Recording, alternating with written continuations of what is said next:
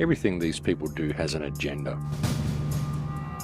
Sometimes it's very difficult for the average person to see this because they simply don't have time. They're so busy running on the treadmill. The only problem is that we've been taught that government is who we should be relying on, when the reality is that the ones that we should be relying on ultimately is ourselves. The greatest tool that is used to control the masses and to keep us in the state that we are in is the divided state of our community, the generally divided state of our society. Each country is divided against each other, and then you break that down. Each state is divided against each other. Each community is divided against each other. Each person within the community is divided against the other people in the community, very often with their own families as well. And all of this is done by design. And even in the response to the system, the response is so divided because so many people have a focus on a particular rabbit hole or a particular agenda, and nobody is really willing to unite. So many people want to be the kingpin, so many people want to be the guru, and look, I can appreciate it. There's people out there that want to sell books, and we do need to make an income, we need to make a living because we all have to pay to be alive. And well, it may be an unfortunate thing, but it is an unfortunate reality, and we need to put all these differences aside. One of the most effective things the government ever did to hide the grand conspiracy that underlies all the other conspiracies was to create a conspiracy culture around it to hide the grand conspiracy. This is the best method that COINTEL has. It's one of their most effective methods. It's something they do every time. They will take a real conspiracy, something that is a real problem, and they will embellish it to the point that it becomes unbelievable, or they will surround it with all sorts of conjecture and innuendo and theory. And that's why there's been so many conspiracies interjected into the movement in the last 10, 20, 25 years, 30 years. I mean, it's been going on for a long time. If people are going to claim that the issue is the issue that will serve to awaken the masses and change the world, whatever the topic is, it first needs to be proven to be 100% true.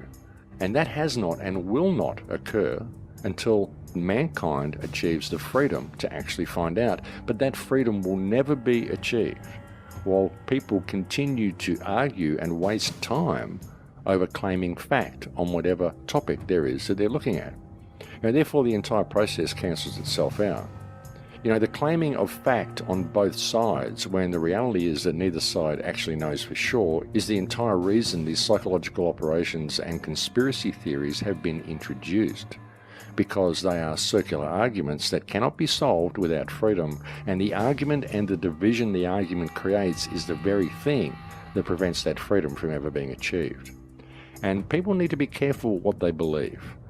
You know, because once you go down this rabbit hole and you start researching and investigating things, if you start believing everything that you see, you're going to end up very, very confused. And what happens is that people will look into a particular topic and they'll take pieces of it and they'll believe that, but not the rest of it. And then they'll take pieces of another topic and they'll believe bits of it, but not the rest of it. And then they add it all together and they end up so confused and so convoluted because they're starting to place too much power in the written word. They're starting to place too much power and too much value in what they read in books, and not enough power and value in themselves and what they experience for themselves.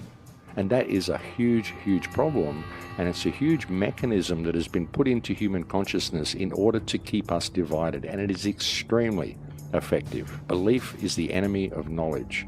Be careful what you believe. The problem is that we remain divided. You know, and we don't fight back, basically because most people are good people who don't want to hurt other people. And the ones that are employed to control us really don't think that way. They don't care who they hurt, and they wear lots of armor and they carry lots of weapons, so they are very intimidating. But we still have the strength of numbers, and all we really have to do is stay home and not comply. You know, very often people find themselves just trapped in this system, and they don't see that the way out is actually within themselves. That's what this whole experience has been about. That's what it's all about, is finding that which is in yourself, finding that spark of you that exists within you. And so many people have lost that. We measure ourselves up to all these different parameters and all these different models and all these different things we think we should be, but we miss out on us. We miss out on that spark of you that is you, that experience that you came here to have. What is that? It's there somewhere in the back of your mind if you can search. It was there when you were a child, I'm sure it was. There'd be something there, some reason. Didn't you think you were special when you were a child? Didn't you think there was a reason for you to be here? You weren't just randomly born, that you came here to do something. This was a special place, a special time, and you had a special reason for being here. All we have to do is choose to walk away, because the entire construct that keeps us here is just fiction.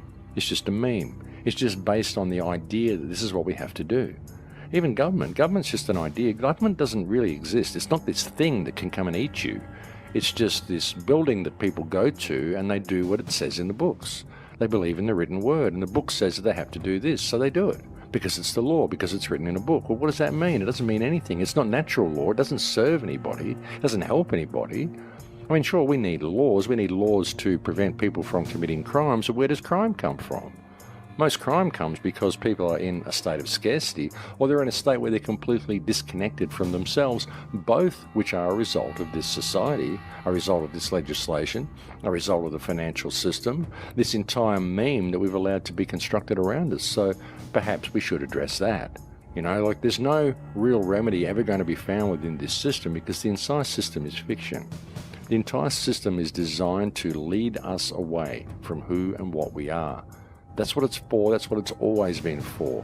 And that's why we will never find any remedy, not in any movement, not in any legal action that we try to take, not in anything. You know, the entire legal system is not based on what is right and what is wrong. It's not based on good and bad behavior. It's based on points of law, which is usually bound out through corporate law, which is usually done to promote the continuation of this system, to afford remedy to politicians and banksters and those at the top of the food chain, or those who consider themselves to be at the top of the food chain that they have created, but not to afford any remedy to us. It's only there to tie us up in red tape and to sometimes afford us little modicums of remedy if we get too close to the truth. It's there to give us some form of appeasement in some cases, and to set some example, and to instill into the minds of the public the belief that the system does actually work and the legal system actually is functional, when nothing could be further from the truth. So we're not going to find any remedy there. The only place we're going to find remedy is in our hearts. And I think in order to really see what's going on around us, we need to be able to look at the wider perspective and look at the bigger picture and put everything in context with each other, because there are so many different avenues that need looking at. And I think it's important that we look at them all, but don't get locked into the belief that any one of them is the be-all and end-all and has all the answers that we need, because all of them are related, and so many of them are put there simply to keep us arguing and keep us distracted. But be very careful before deciding to believe anything or lock yourself in any belief system. And please, please do not lock yourself into any belief that is strong enough to cause you to argue with other people about this topic that you really don't know the truth of. You may suspect that you know the truth, and you may well be right. But putting it out there as fact and creating that confrontation is not really the way to move things forward. All information needs to be considered, but other people's opinions need to be respected as well, and stating fact on any issue is not the way to open anybody's mind. All you do is put up a barrier and create an argument, and that is not the way forward. And that's one of the big mistakes that we've been making in this independent media.